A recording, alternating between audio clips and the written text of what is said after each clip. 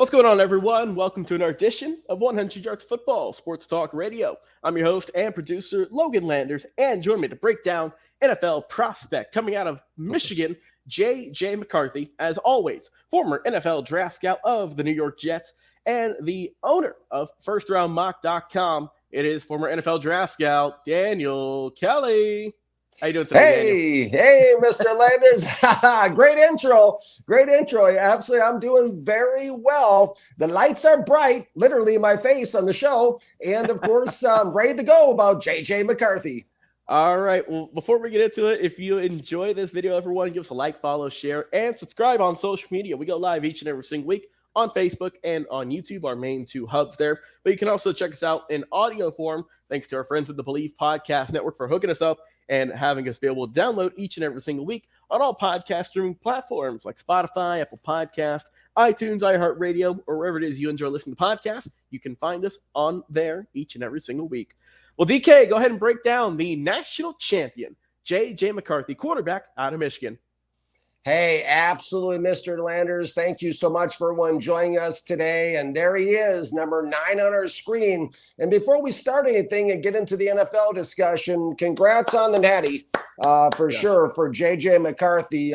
Just a tremendous season they had there at Michigan. And you know, Mr. Landers, we probably should put a little disclaimer across the screen, like not for younger viewers or something, or you know, something PG-13 or something, because on this one, okay, as I've talked about in previous shows, this is a favorite phrase of mine. I watch these prospects, you know, in college. I put on what I call NFL colored glasses. And when I talk, it's no disrespect to anything these young men have accomplished in college. But as an evaluator, I talk like I would talk if I'm sitting in an NFL war room with all my colleagues and scouts and front office people and directors, even the owner. And I've been in that kind of room before with a Bill Parcells and a Bill Belichick, Mike Tannenbaum, Dick Haley sitting at the back, the back table, if you will, you know, making these.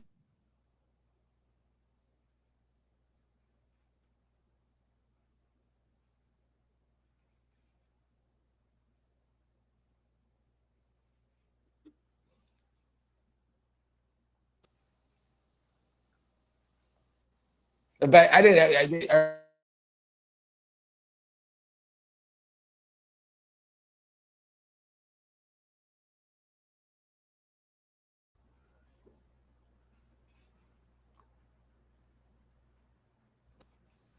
There I am. There we go. We're back again. Don't you love technology? Hey, I tell you what, I'm in Key West, Florida, which is closer to Cuba than it is to a Walmart. So I get there we it. go. Yeah, All right, we'll go ahead and continue, Daniel. Absolutely. So I was standing in the sorry about that, everybody. I was standing in the doorway. I didn't have a chair to sit in that.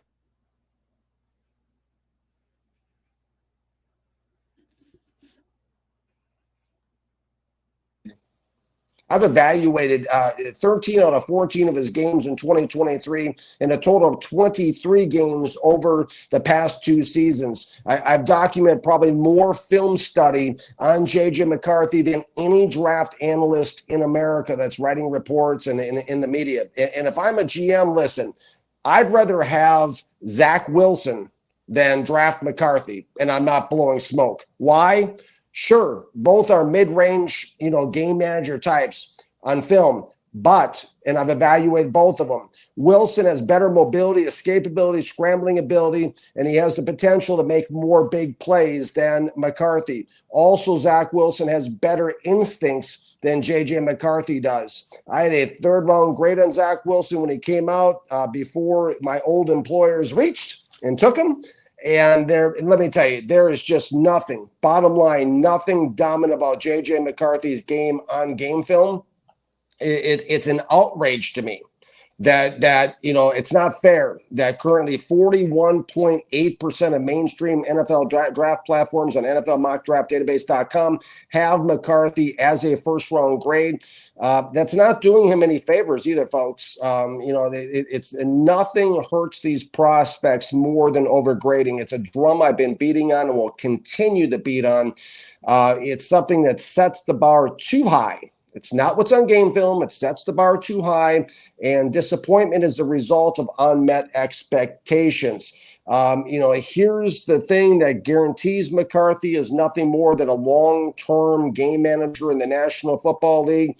And I'll outline the reasons. I don't just make hot takes and cute one-liners. I back up this stuff.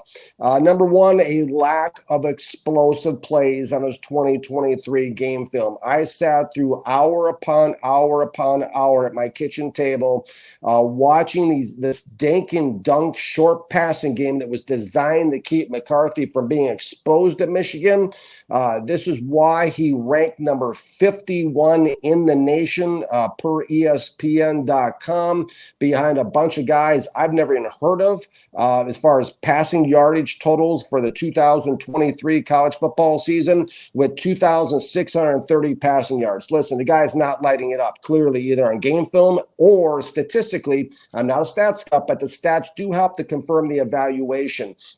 The problem with dink and dunk football is unless you have two Hall of Fame level yak receivers, yards after the catch guys like Joe Montana did out with the 49ers and Jerry Rice and John Taylor, the problem is too much bad can happen. Too many breakdowns can happen. Too many things can go wrong with it. Too many times things break down the course of a drive, a dink and dunk football. It is high percentage, but too many things can go wrong, which of course prohibits your team from getting in the scoring position.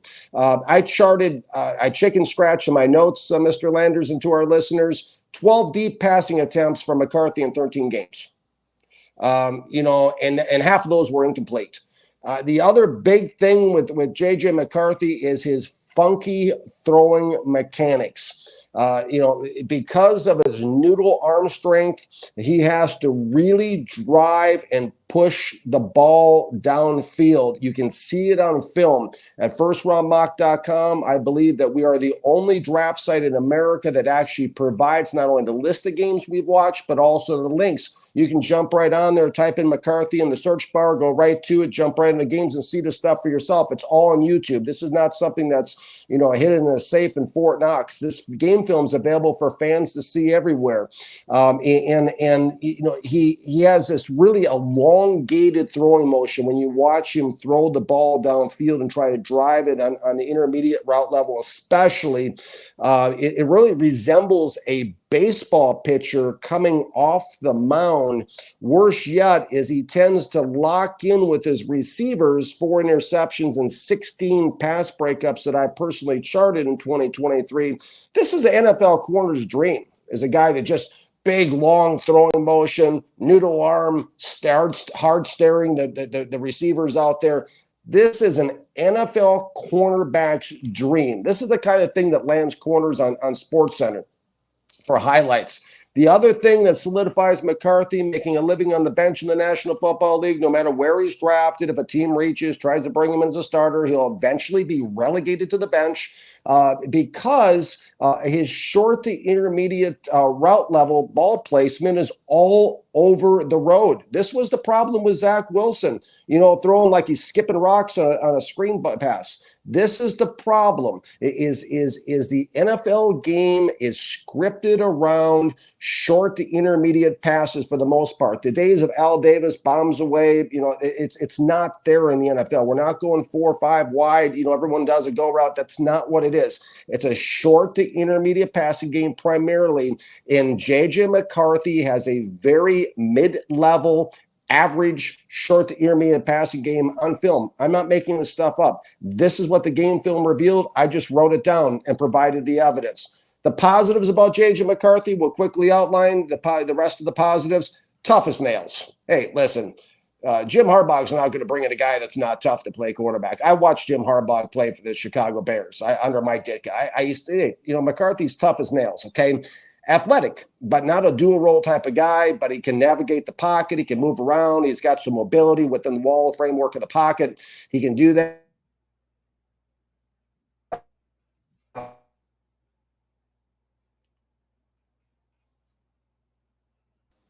His best route is the intermediate slant is the best route where the receivers can break inside, which provides a throwing window for him to get that ball into there. Decent accuracy rolling out as well. If I dare to say, I think that's probably when he's at his best, when he's rolling out. And, as far as the negatives are concerned, I'll conclude, Mr. Landers, he can get swallowed. You ever seen the movie Jaws? Oh, yeah. Yeah. I mean, he can get swallowed by the pass rush. I mean, when you turn on film, it's just like the pass rush just engulfs this guy in the pocket. It's just like, whoa, where'd he go? Too hyper in the pocket. Happy feet, dancing all around like he's trying to win it. Like the contest on America's Got Talent or something. He struggles to set those feet in the pocket, which is an issue. Inconsistent release times as well is another issue. It's rigid mechanics, rough around the edges. The last time I used that term was with Kenny Pickett coming out of Pitt before he went, with the Steelers. Another huge overreach. In the draft. They drafted the first round. I had a 5th grade draft pick round on Pickett. You can see it online. Rough around the edges.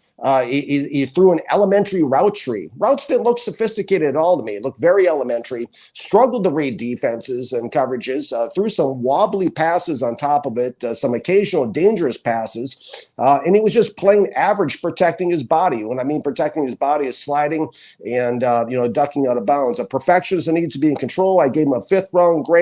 He absolutely, positively does not have what it takes to be a successful starter in the National Football League. Your thoughts, Mr. Landers, on J.J. McCarthy, quarterback, Michigan? Well, Mr. Kelly, I appreciate your thoughts as always. And when I look at J.J. McCarthy, as you mentioned, we have to congratulate the young man on winning that national championship team effort, and he was at the helm at quarterback to do so. When I look at him, I mean, look at the positives. Obviously, he's got some good velocity on his throws. He's not afraid to chuck it.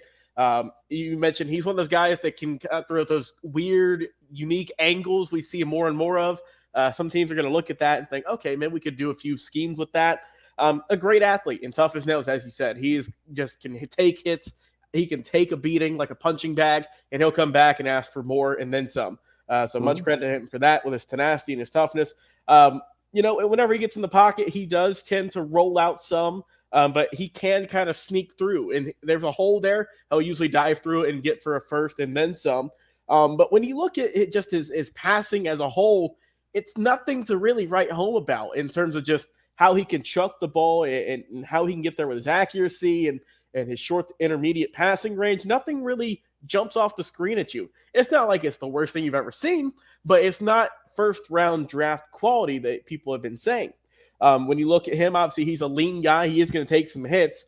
And he seems like he sometimes, DK, can drift into some pressure. If it comes to him, he has some trouble. He doesn't really have that eyes in the back of your head that you want out of some quarterbacks to get out of there. If there's pressure coming at him, he's pretty much done for. I mean, it's hard for him to avoid pressure. He just takes it and gets back up for the next play.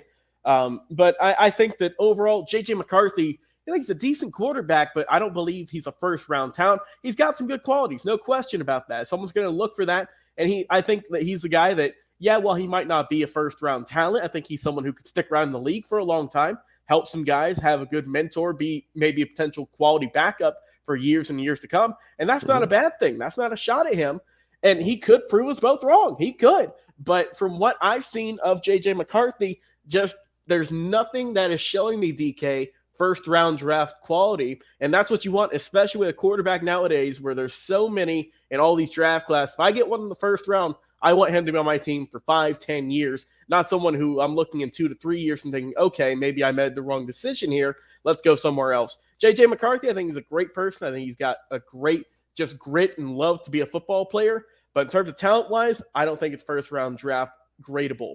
Your final thoughts, Daniel Kelly, on J.J. McCarthy.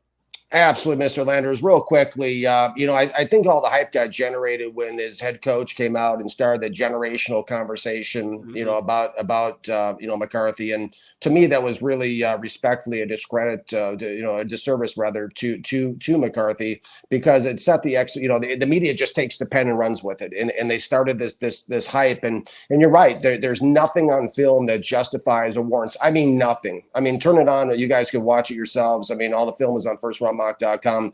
There's nothing that justifies or warrants a first-round grade. And I agree with you, Mr. Landers. You can bring this guy in. He can be a career backup. I'm sure he's a great young man, great qualities, traits. I haven't heard anything negative about his personality and media or anything like that. This is a guy that you want to have in your locker room as a game manager type that can come in case your starter breaks his leg or something. That's this guy. He can do those things for you. And but as a guy you're looking as a dynamic franchise, I'm coming in to turn around a program. No, that's not JJ McCarthy.